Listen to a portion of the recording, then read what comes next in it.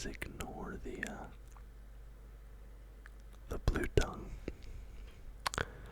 I had a sour blue raspberry ice pop earlier, so that was pretty good. So, bad blood. Because I had Labor Day off, I actually, for the first time, didn't have to wait until the end of the week to watch the PLE. So I was able to actually watch it, like, relatively right after it came out instead of 5 days later. So that was nice. I knew it wasn't gonna happen, but there was a part of me that really hoped at some point the Taylor Swift song Bad Blood would have played at any point during this event. Ultimately, that doesn't end up happening. So, I'm not, I'm gonna go kind of overall, like match by match. I'm not gonna do like the little breakdown of every little thing.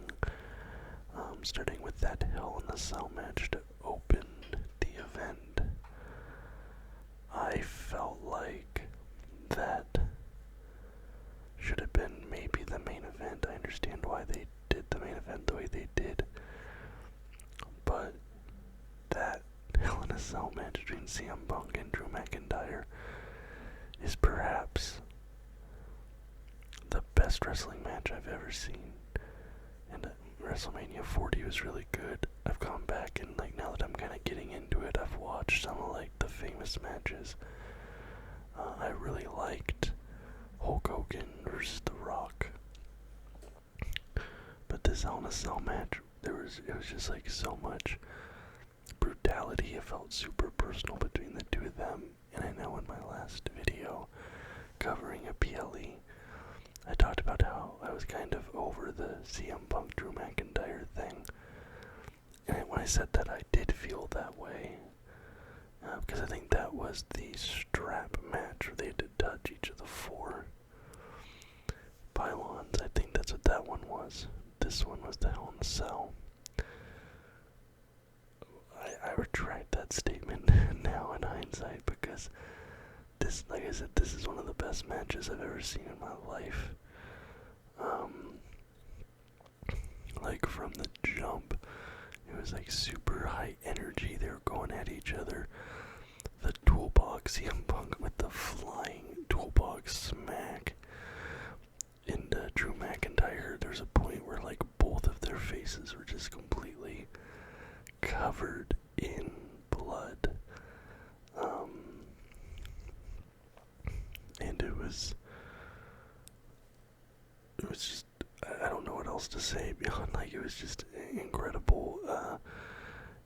It felt maybe like 20-ish minutes, but it never felt like, there was never a part where it dragged a lot of the times in matches. After the first 5 minutes, there's kind of this lull. You feel a little bit, there's the back and forth, and then you're kind of like, maybe, and then it gets the finish, and then it gets exciting, and it ends. At least, in my personal experience, that's kind of like how most normal matches feel. There's sort of these ebbs and flows.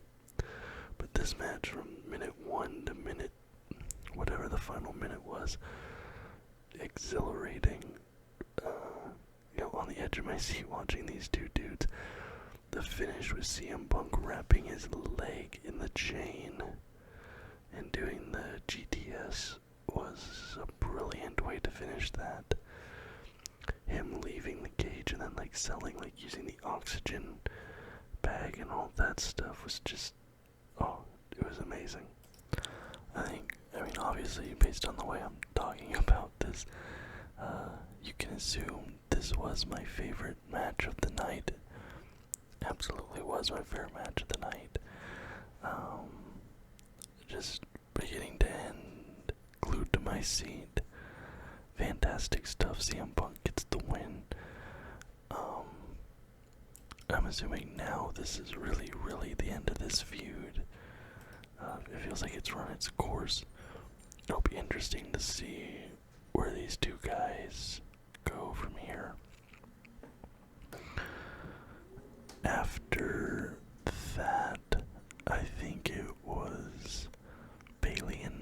Jax. This was my least favorite match of the night. And I realize I think it's a Nia Jax thing. I think I've disliked basically all of her matches so far. For the women's title. And again, so last time I talked about Tiffany Stratton cashing in. Actually, she didn't actually cash in her briefcase. And the same thing happened here as well. Where she came down with the briefcase, acted like she was going to cash it in. She doesn't cash it in. It seems like she's doing it to help Nia Jax. Bayley almost ends up winning. Nia Jax still ends up getting the win. But I'm like, maybe there was some tension between Nia Jax and Tiffany Stratton at the end. Personally, I would like to see Tiffany Stratton win the belt at some point. But for me, of all the matches, this one was the most forgettable on this card. The second most forgettable for me, the one that I was also iffy on, again, didn't really care as much, was Damian Priest versus Finn Balor. Now, this was kind of interesting from a technical standpoint, because you have a bigger, stronger guy, Damian Priest, with Finn Balor there as well. But overall, that stuff doesn't interest me as much as the rest of the show. There's some interferences at the end, JD McDonough and all that, because you have like all the fallout with the Judgment Day falling apart and all of that, while Rhea Ripley and Liv Morgan are off kind of doing their own thing. And like I said, I really like the Terror Twins, that mixed gender tag team of Damian Priest and Rhea Ripley, that they had that match last time. I loved that. I want to see more of that. And whether they build up another faction around those two or just leave them as tag partners, I don't know what they're going to do with that, but I like that aspect. But the rest of the Judgment Day stuff, like McDonough, Finn Balor, all that going on, I don't personally really care. And then we get Rhea Ripley versus Liv Morgan in the second ever Custody of Dominic Mysterio match. He was in an elevated cage above the wow, the wind is going crazy right now. I don't know what's going on.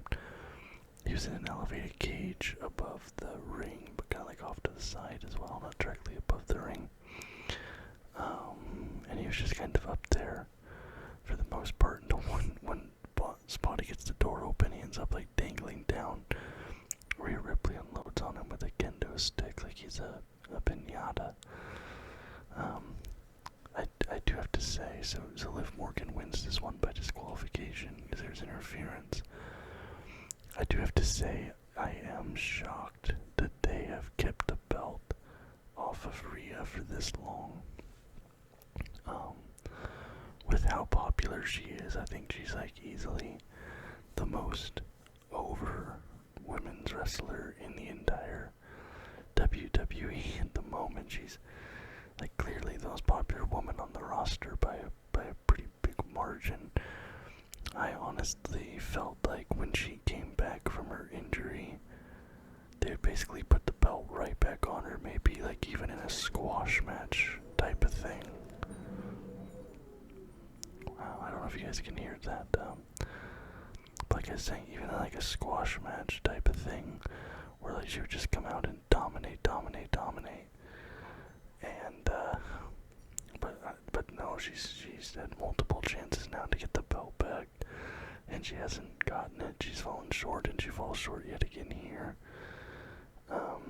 So maybe this is all part of maybe them moving her more towards that face, that sympathetic, good guy.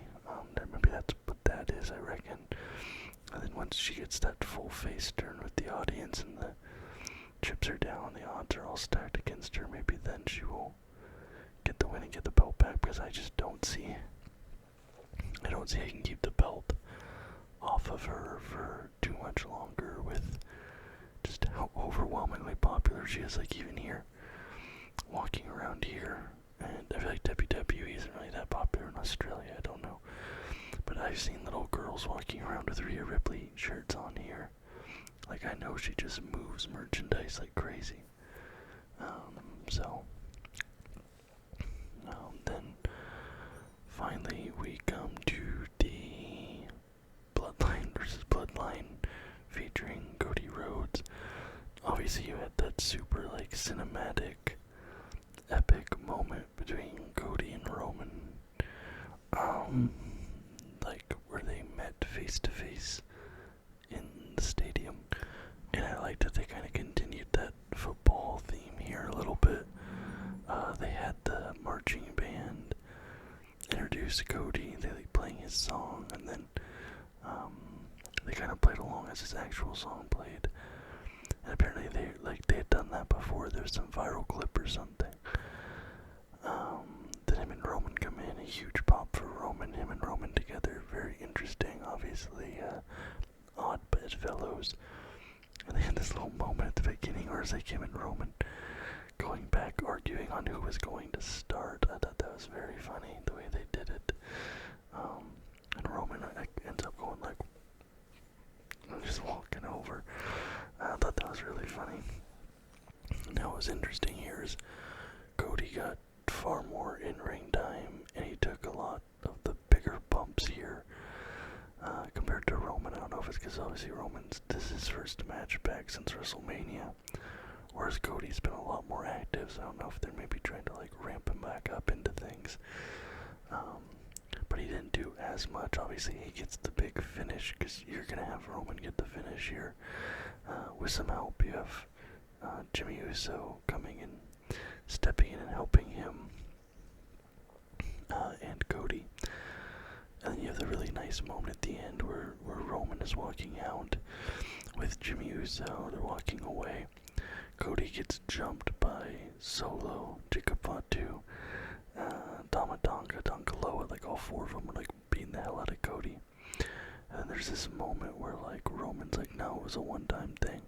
But then they look back and they end up going back and helping Cody and saving him. Roman picks up the belt, hands it to Cody. So you're like, okay, like there's this sort of tenuous alliance here, I guess. But then The Rock shows up. Now a lot of this stuff I felt was pretty predictable. The way the Bloodline match went was pretty much kind of how I thought it was gonna go. But I was not anticipating The Rock coming in, and I knew something was happening because the audience kept kind of looking over to the side while Cody and Roman were still in the ring. I'm like, okay, so that means something's happening over at the ramp. Because I know the cameraman will go over to the ramp, and that lets people know somebody's coming. I was like, okay, so something's happening over there, because it was very obvious. Like, if you watch the crowd, they were not looking at the ring anymore. And then The Rock showed up. And The Rock doesn't say anything, but he does this kind of like finger, and he does 2, 3, and then like whatever. And it's obviously open to interpretation at this point. But I think maybe in The Rock's mind, he feels like Roman has betrayed him by teaming up with Cody. And we know now that Kevin Owens attacks Cody after the show. Kevin Owens, who is one of Cody's friends who helped him beat Roman in WrestleMania 40, he's on his side there. So you might end up having The Rock turning against Roman, backing Solo, or maybe trying to push himself up. Kevin Owens going against Cody, so you might end up this thing where Cody and Roman and the Usos are kind of like forced to work together more, and you might see Cody and Roman end up as a more permanent tag team duo. I don't know, maybe the two of them against The Rock or something like that could be very interesting. Like Cody and Roman versus The Rock and Solo Sikoa, that could be a very interesting match. said, this was my second favorite match of the night. Hell in a Cell just absolutely took the cake in my opinion, like no contest. There's a couple other things. There was a very funny segment where Gunther calls out Goldberg, and then Goldberg like gets in his face, but then Sami Zayn attacks Gunther. And I didn't realize Gunther was so good on the mic, like, because every time he's on the mic, he's kind of doing his whole like stoic, unbeatable like type vibe, but he's kind of being a little funny with it, like he was kind of risen up the audience a bit. And was it just as cool to see Goldberg out there? I know a lot of people dislike Goldberg, but I've always thought he just seemed like a kind of a cool dude. I don't know, he's just a giant dude. One funny thing, because this was in Georgia, the crowd does their holy shit chant, right? You could hear the Georgia accent, because Georgia people say that swear word shit. They say it a certain way. If you talk to someone from Georgia, you heard him speak, you know it sounds different than how other people say it, and you could hear it in the chant, and I thought that was super, super funny. Triple H announced there's this new belt, like this, that's gonna be a Saudi Arabia crown jewel belt. It's like a champion versus champion belt, and then whoever wins that gets this new belt, and that's gonna all be at Saudi Arabia. The crowd did not seem into that. It seems like the WWE crowd's kind of boo any mention of Saudi Arabia. It'll be interesting to see though, because I know that was a Vince McMahon deal, setting up that, I think it was $30 million a year, whatever it is the Saudis are giving them for those shows. It'll be interesting to see what happens when the current contract expires, if they end up renewing that, or if it just kind of slowly pushes that off to the side, because I know a lot of fans really don't like the Saudi Arabia stuff, but overall I thought this was a very entertaining show, an amazing strong open, an amazing strong finish. We leave it open to interpretation, we leave open pathways to the future, different ways things can go. My takeaways from this, I'm shocked Rhea doesn't have the belt right now. I feel like she has to get it soon, and I really want Tiffany to cash in and get the belt, having Rhea and Tiffany as your two women's champions, maybe with them clashing in Saudi Arabia for that crown jewel belt. I don't know if the timeline works out there, but it'll be very interesting. Anyway guys, thank you so very much for watching. I do hope you enjoyed the video and that you enjoyed this PLE. Let me know what you thought of it in the comments down below. If you liked it, leave a thumbs up and subscribe to the channel for more content just like this almost every single day. Till next time guys. Bye bye.